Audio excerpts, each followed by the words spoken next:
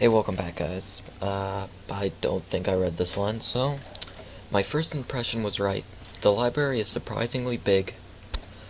Ambling down the narrow aisles, I study the spines of the books in random order, occasionally sliding one out to read the blurb, taking it with me if it looks good. In a few moments, I have a respectable stack of books in my arms. I guess I'll never be stuck for choices in here. The normality of the library sinks in. Sure, there are large print and braille books scattered throughout, but it is what it is, a library. It's as if the calm mood from the room I had tea with Lilly in snuck with us in here, unless it was here to begin with. Something about that puts me at ease, just like before. I reach the end of the aisle and find a collection of desks, set up for study or personal reading. Going a little further, though, I discover a nice quiet corner at the back. While the rest of the library has the odd student sitting at a desk either reading or stealthily sleeping, the back is pretty much deserted. As I glance around, I see someone who I recognize sitting on one of several beanbags. It's the dark-haired girl from my class, the one who snuck out of the classroom earlier. She's reading a book, keeping it close to her face, which makes her look like she's really into it.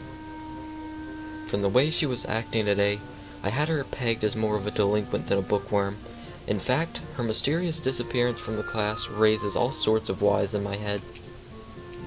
Intrigue floats slowly but surely towards the surface, and before I know it, I'm walking towards the mysterious long-haired girl. I guess there's no harm in introducing myself as I would with anyone else. She's a classmate after all. Walking over to another beanbag, I take a seat and lay my books down beside it. The girl starts, looking scaredly up at me from underneath her fringe. This is the first time I've seen her up close. Underneath her long, dense bangs, I can see that part of her face, at least a third if not half, is pretty badly scarred. My eyes are immediately drawn to the scars, subconsciously peeking past her hair until they meet her own eyes. For a second I'm shocked, and I divert my eyes to the books in her hands, before I realize that looking away probably only makes it worse. It takes too many seconds to collect myself and remember what I walked up to do. Okay, I think that I need this one for Lilly. Sorry, I didn't mean to startle you. It's okay. The girl certainly doesn't look like it's okay, but I let it slide. So, do you mind if I sit here? She seems to be very uncertain whether it's okay or not for me to sit, but finally she nods, just a little. Okay. I take the seat next to her and she hides herself behind her book. Life of Pi. Never heard of it. So, sorry again for startling you. I'm Hisao. She looks up from her book, stalling a little before replying. I know. We're in the same class. Her speech is stilted and so quiet that it is barely audible even in the still library. Somehow, I think that my delinquent impression of her was wrong. Hanako. I'm Hanako. I resist the urge to say that's a nice name, just to have something to say, but really, it's the only thing that I can think of. I feel like an idiot. Everyone here must be used to being different to each other, and here I am being all bothered and fussed about that kind of thing. Don't let me interrupt your reading. I'll just check these books, if you don't mind. She nods a little and sighs a little sigh of relief.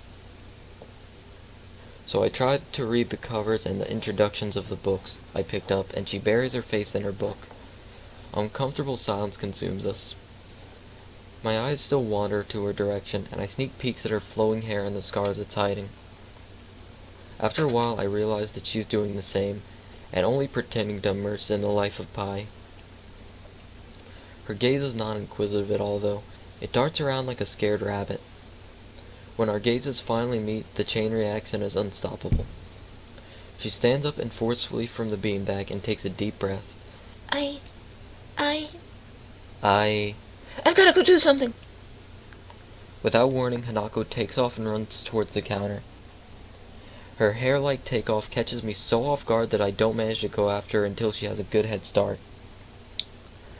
By the time I reach the counter, she is nowhere to be seen.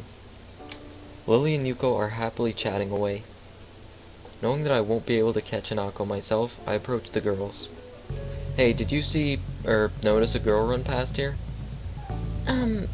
Maybe. What did you look like? Long, dark hair, kinda shy. She had, well, some scars on her face. You wouldn't be talking about Hanako, would you? Yeah, that's her.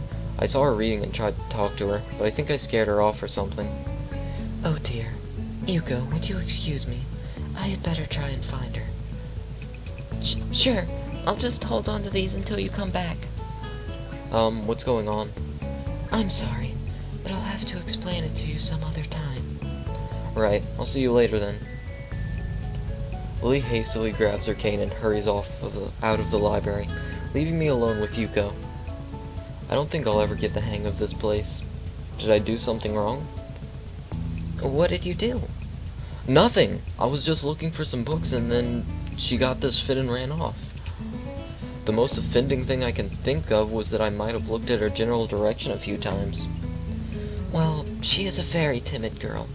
You have to be careful around her. She can be very jumpy, and she's not accustomed to talking with other people. Isn't that a bit strange? I wonder. It's just how she is, I think. Yuko doesn't sound all that convincing. Then again, maybe this is just the norm around here. Everyone has their own problems, or else they wouldn't be here. But how should I deal with these people? Forcing myself to act overly casual only makes me feel phony, like I was supposed to be ignoring the elephant in the room. Yuko fidgets, looking like she wants to say something to that, but resists it. I think it's an elephant only if you feel that way. I guess she doesn't have a good sense of self-restraint. Makes me smile, and she blushes heavily. What? Did that sound stupid? No, it sounded really wise. I guess you're right. It's more about me than anyone else. Neither of us has anything to add, so Yuko fills the silence by shuffling some papers around. People who have papers on their desks really like doing that. Did you find any books? I should be closing soon. I mean, this library should be closing, but I have to do it. I hope that's not too inconvenient for you. Oh yeah, I want some books, but I left them over there because... I'll just go get them. I fetch my stack of books from beside the beanbags where Hanako and I were sitting and return to the counter. Wow, you read a lot, don't you? I surprise myself with that too, honestly at least, when I really think about it. I had a lot of free time earlier this year, so I just kind of started reading books to fill that time. I couldn't do much else. I see. But she doesn't say anything else, and just checks out my books for me. I guess this is what they call tact. Holding the library books with one arm, I trawl my pockets for the key to the door. A sudden sound from behind me startles me, making me nearly drop the books I'm carrying or the key that I almost managed to get into the lock. Who is it? I turn around to see who is talking to me. It's Kenji. He seems to be in a friendly mood, although the light glinting off his glasses in the dark gives him a sinister look. It's just me. This makes him pause and lick his lips nervously. Just a little bit for good measure. Okay. Who is May? I don't know anyone called May. Are you some new guy again? His voice is suddenly strained and quick. Yes, but we've met before. Yesterday. I don't think so. I'll remember someone who I met only yesterday. When was that? What day is today? I try to ignore him. Is he joking or what? Prove that we've met before. You live across the hall. You're Kenji. Kenji jumps back, his eyes filled with an uncomprehending fear. How do you know my name? Damn, this can only mean one of two things. Either we have met and you were telling the truth, and I just can't remember it, or you are a spy. He pauses. A psychic spy. His eyes dart around me, trying to peek into my room, although it's hard to believe he can see anything through those sick glasses. His mood swung from friendly to manic in less than a minute. I'm not psychic. How do I know that? I'm not a mind reader. Kenji points a finger in my face damningly. Unlike you! Note, I don't intend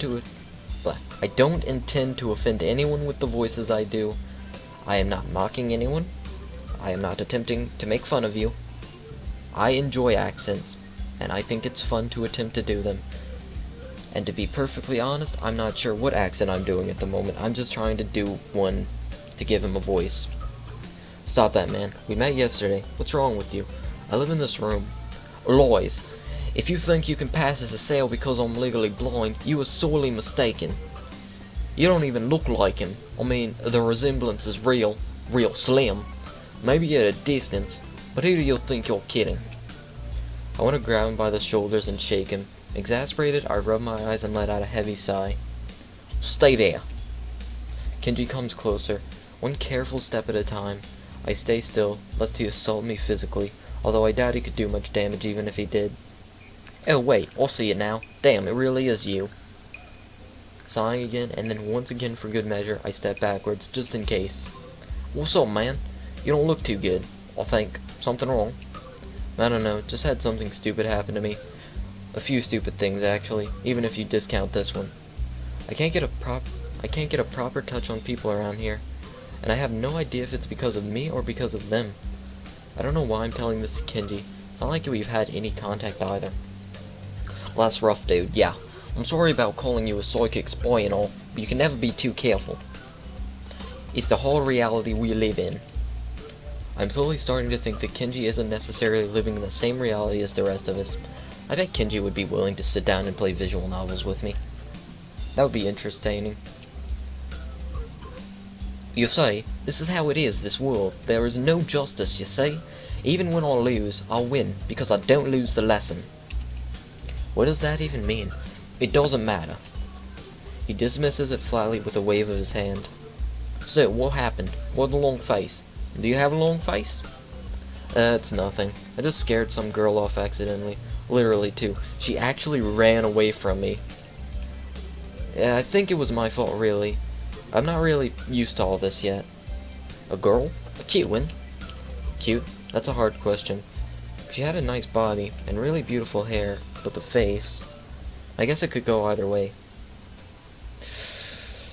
Still cute. Yeah, cute, I guess. I knew it. There were a lot of cute girls here. A strangely disproportionate amount. I believe this is one of the dark secrets of this school. I tried to warn you, man, but did you listen? I don't remember any such warning.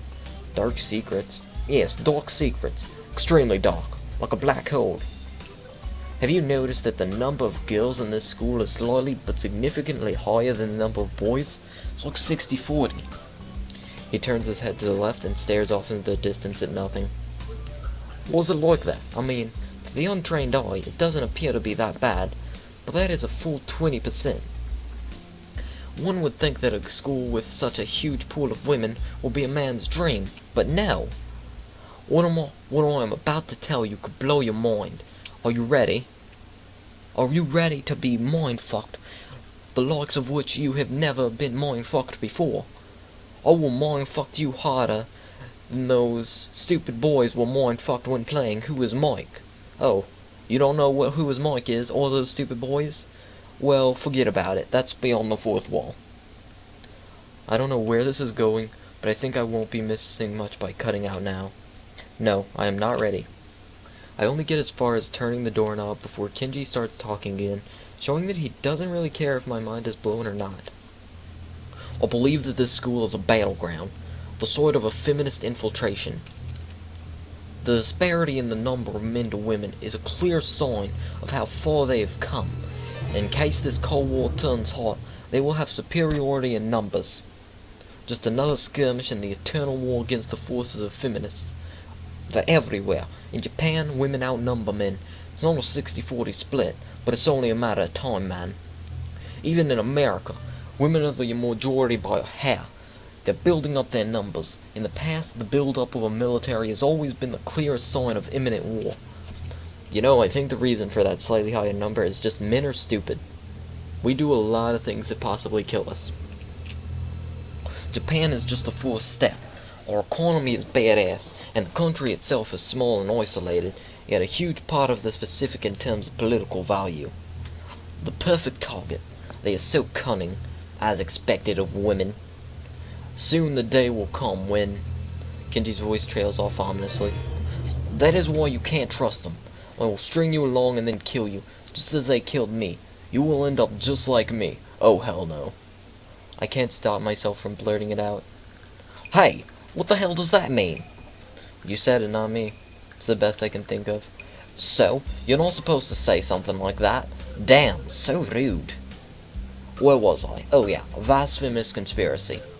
Stop it, stop. I lost you way back there somewhere. Somewhere around feminist infiltration. Too hard to follow? It's cool. I have some graphs and stuff in my room. And puppets. You like puppets? No puppets. You don't like puppets? Okay. Graphs is still cool though, right? He speaks energetically, responding almost before I'm done talking, moving his hands in an animated way as he continues to rant on. This is too strange. I had him pegged as relatively normal, but it's clear that I was wrong. Something on your mind, dude? Just thinking about what it's like to be the last sane man in an insane world. Kenji frowns, looking deeply upset. You mean that's you? I can't be, because I'm the last sane man in an insane world. That was my dream. You can't just steal a man's dream. What the hell? There can't be two last sane men. It would invalidate that whole last part. And that's kinda important. There can only be one. Like in that foreign movie where there could be only one, and in the end there's only one dude left. Because that's the whole point. I've never seen anyone talk so heatedly and so defensively about absolutely nothing before. Anyway, if you wait there I can get more graphs. Also have a list of other dark and complex conspiracies that this school holds, as tangled as... Quick, finish my analogy for me. Be a pal. As tangled as a web of hair in the drain. I'm going to go to bed now. It's extremely late. That doesn't sound like an analogy, but whatever. I like you. You seem like a cool dude. Most people don't understand what I'm talking about when I try to explain the vast feminist conspiracy to them. Denial is a terrible thing. Later. He claps me on the back and then vanishes into his room so quickly and quietly it's like he didn't even open the door but instead walked right through it like a ghost. I'm gonna end the part there. Thank you guys for watching and I'll see you later. Peace.